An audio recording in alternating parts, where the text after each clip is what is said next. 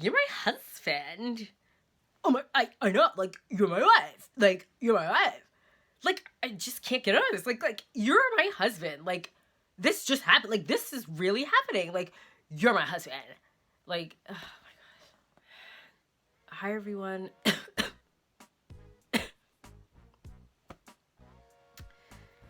Hi, everyone. I'm Soraya Rhea, and thanks for tuning in for my review of Married at First Sight, Season 10, Episode 2. Okay, I am sorry, this is a late review coming in, just late, right? Your girl caught a cold. I have basically been hibernating these last couple days.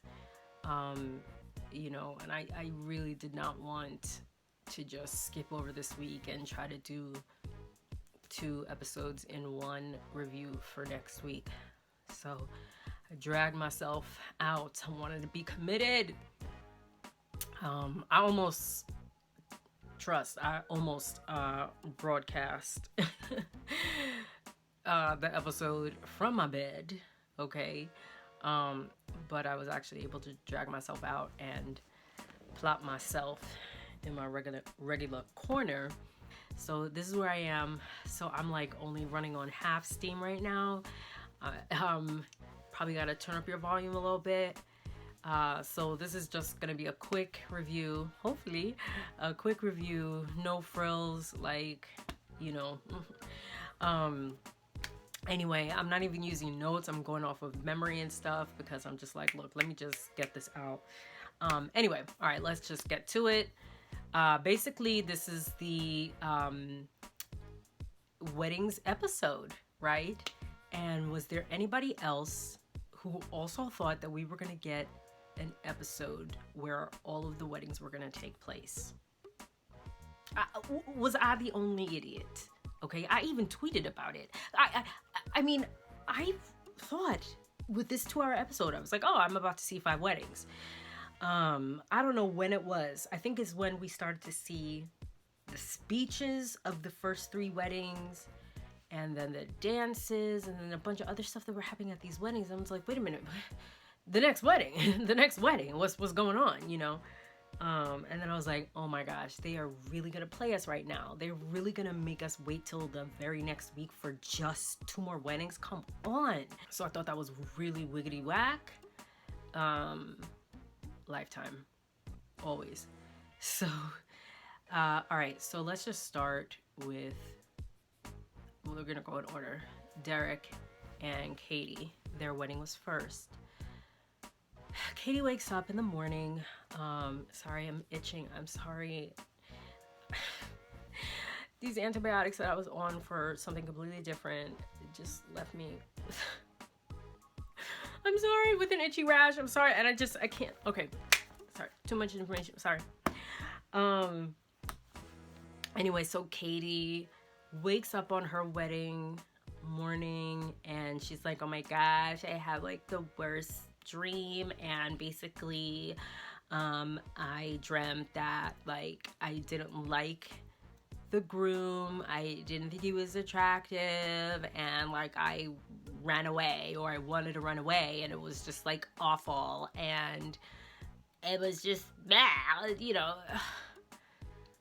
and like she's telling her like bridesmaids this. I'm not sure if her mom was around, and I mean, again, what a way to begin her wedding day. And I'm not saying that nobody's had kind of like a nightmare, kind of the day before their wedding or whatever, but again, it just means so much more because she, is going back and forth between, should she move forward with this Married at First Sight, or should she stay with her ex, who was never her boyfriend, who was her person, who suddenly claims that he's in love with her because she decided to join this show. So the whole morning she's still kind of going back and forth. I'm just upset that I'm not feeling the way that I want to feel the morning of my wedding. Like, she's going back and forth. She's talking to her dad about it, and I mean, he's saying other things related to the married at first sight process. He's saying it's crazy and he wanted to know the person before she got married.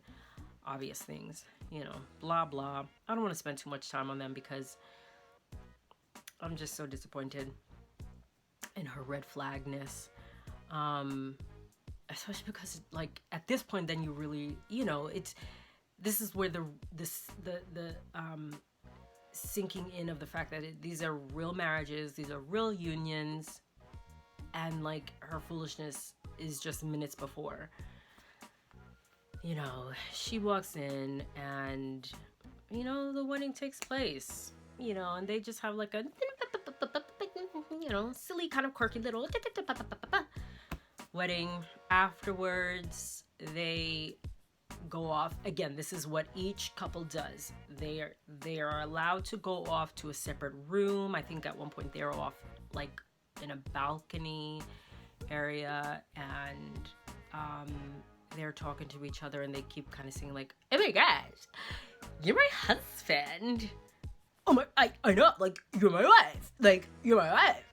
Like I just can't get over this. Like you're my husband. Like this just happened. Like this is really happening. Like you're my husband." Like, oh my gosh. I mean, that part, I'm just like, shut up. I will agree with everybody on Twitter or whatever. At this point, it's like, Lifetime, honestly, we really don't care about the family speeches and even the first dance. I mean, unless you're gonna consolidate it to be 5 seconds, honestly, because we'd rather see more. Like, we'd rather see all the weddings at once. We don't want to see speeches. We don't. It's like, I don't want to talk about it. I don't care. It doesn't matter. Nothing. None of the speeches are worth talking about. I mean, it didn't really tell you much. I don't think it made anybody feel any more like, I am a part of this. I just think what it did, I think what it shows you is just how awkward the day actually really is,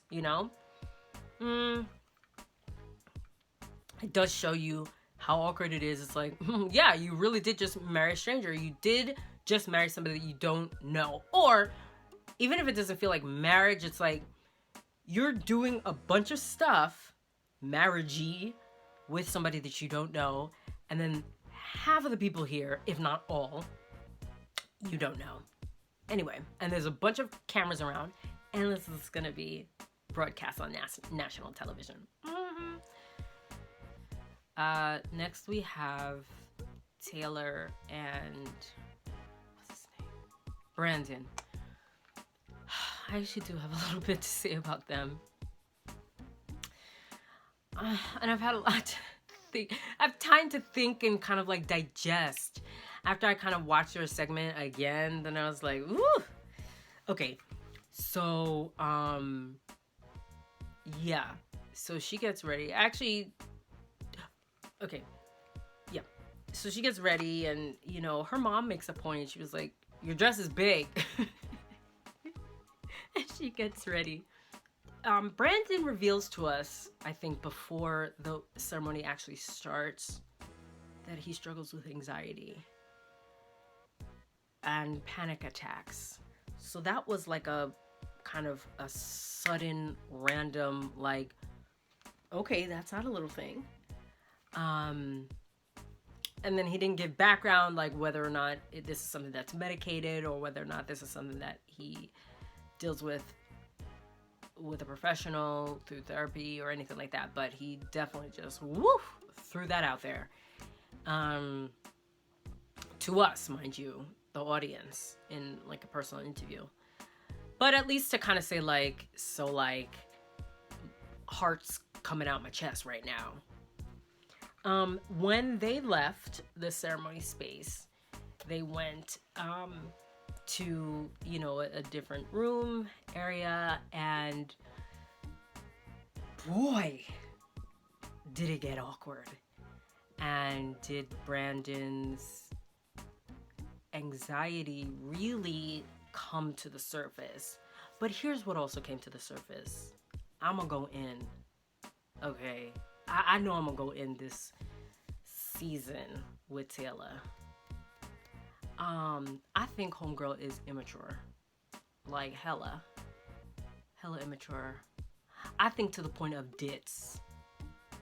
I think she got some ditz moments. That does not mean that she doesn't have intelligence, that she can't do what she does at Johns Hopkins Hospital, whatever. But she's got some awkward as heck moments. She ain't connecting. There's some social stuff that she just not connecting. Or she's losing, there's some change, she not connecting, okay? She saw that there was a tattoo on his finger, and it was of a teardrop. And she asked him, which I was like, don't that mean that you... Anyway. She said, oh, what is that? Like, what does that mean? So she's got a curious mind. So Taylor will ask questions. No doubt about that. And he was like, oh, this is for my brother. He passed away when I was a child. You know, he was killed, you know, when I was a child. And I think, did he say right away, killed from gang violence? I don't know. I think he might have put it all out there right away. And she was like, oh my gosh. Oh, that's so sad. Wow, that's really, you know, that's really tough. Wow. And he was like, yeah, it was really tough. And I just wanted to do that to like remember him by, and whatever. He might have said something else. And I think she asked something else right after or whatever. Then her next question was, so how long ago did this happen?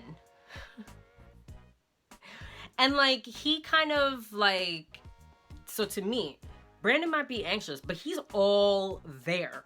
He's present. He's all there. And he was like, oh, like he knows that he was like, that context clue was just the very first thing that I said. So like he, instead of saying, but I said that already. Like, you know, he not gonna be rude or smart. He played it off like he had never said that piece of information ever. He was like, oh, a while ago, actually, I was a child. He was like, maybe around when I was 8.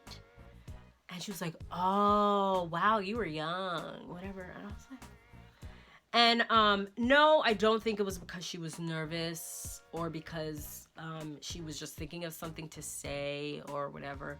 No, I could just sense the dits that came then. And I feel there was a couple of other things too. I'm going to tie that very moment with something else, and then we're going to come back to that. To me, I feel like because of that, I'm going to be on Taylor for the whole season. Maybe this is going to be it. And maybe joke's on me, you know? But I just have a feeling Taylor's going to get on my nerves this season. If you guys remember the first episode when the brides met for the first time on the rooftop, Taylor was the last one to come, right? Okay. And they all talking about whatever and, you know, introducing themselves, right? And they were all talking about their families and whatever. And I don't know who was the last person to speak, but somebody was talking about like, yeah, you know, my parents and my family, and they're, you know, super supportive and blah, blah, blah, whatever. Then Mindy, I always want to call her Misty for some reason. Mindy then piped up. Everybody was there. Mindy piped up and said, Yeah, it's unfortunate. It's really great for you to have full support of, your family, because that's not the case with me. Um, you know, my parents aren't coming to my wedding, and they were just like, really? And they're like, oh wow. And then she was like, yeah, they don't support it at all. They don't support it at all. And they were like, oh wow, wow. And they're just like, yeah, yeah, and I think she maybe started to say something and blah blah blah. And then Taylor pipes up and says, oh, so so your parents aren't coming. Is it because she gave her two reasons? The first one was, is it because they're poor? That was her first reason. Is it because they're poor? Second. Or is it because they just don't support? Like, they just don't support the whole thing. So now, I don't even know which one is worse. So, like, if it was the second one, right? So clearly it's like you weren't listening.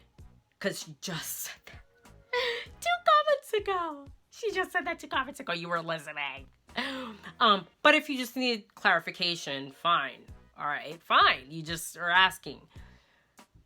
But then, I mean, even just a regular person, you're going to throw in, hey, your parents aren't coming because you're going to throw in, is it because they're poor? Okay, so you're a grown woman. You're a grown woman. This is not like you're still learning social rules. You're not from another country. Nope. Like, come on. Hello, right? And there are different ways to ask that. You can ask, like, oh, I mean, is it, are your parents, I mean, you can even say it in a weird way. Like, are your parents in a tough way? Are your parents in a hard way? I mean, are parents experiencing hardship, which I think is still, like, super, super personal. But, like, you know what I'm saying? But she goes with, is it because they're poor? I mean, and then to me, I feel like also when she asks these questions, I'm sorry, she just sounds super ditz. She sounds super ditz. She's already annoying the heck out of me. Anybody else? Y'all think she's ditz? Or just super immature? What? So going back to, and Mindy, woof, took like a champ. I mean, I would have had to pull her aside and be like, ma'am, first of all, I'm sorry. I don't think it is ever appropriate for you to ask somebody if her parents are poor. I don't think that's ever appropriate. And if you were, I hope you're always going to back that up with, not that this will ever, like, okay you saying, are your parents poor? But, like, at the very least, you better be backing that up with, like, 2 plane tickets, because it's like, oh, no, I would love to support them and bring them here. You should not, just not be able to have them here. No. Oh, those kind of people annoy me. And it's because they don't really think. And they don't take time to think. And they're not even aware of thinking. That's what it is. There's very little self-awareness with certain things. It's not like you just have no self-awareness. She knows there's a mirror. She looks in the mirror, Anyway, thinking about her thinking. That's what I'm talking about. That kind of self-awareness. Metacognition. So, like, I don't think she does that. And then what else? So y'all, you see, once I get started talking, let's move on to more hopeful things, more hopeful people. Austin and Jessica. There's not much to say because I'm actually very hopeful for them. You know, I mean, I can be hopeful and be completely wrong. Who knows? I mean, this is the show.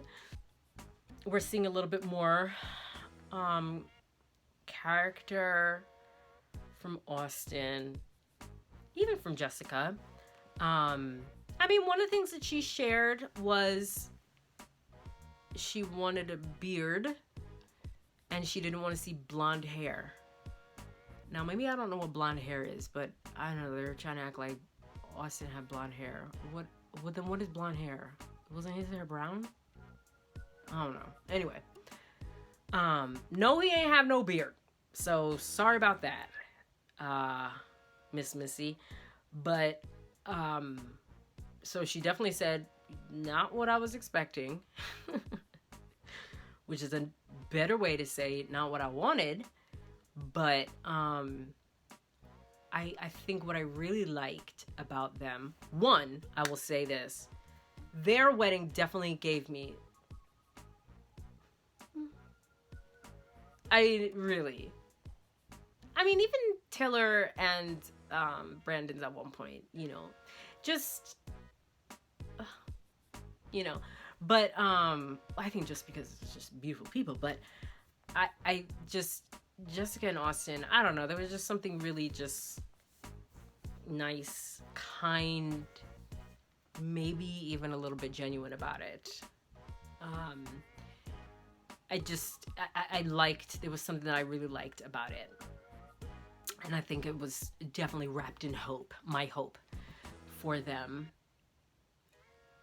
I personally have a feeling that Austin was very pleased with her, just from a physical standpoint. That's just my thought. I think the white guys are very pleased with their women this season. Absolutely. No. Well, the white guys who are married. Zach, I don't think Zach's gonna be, but you know, and the black guys are too. Yeah, they'll be fine. But yeah. So, but I think they're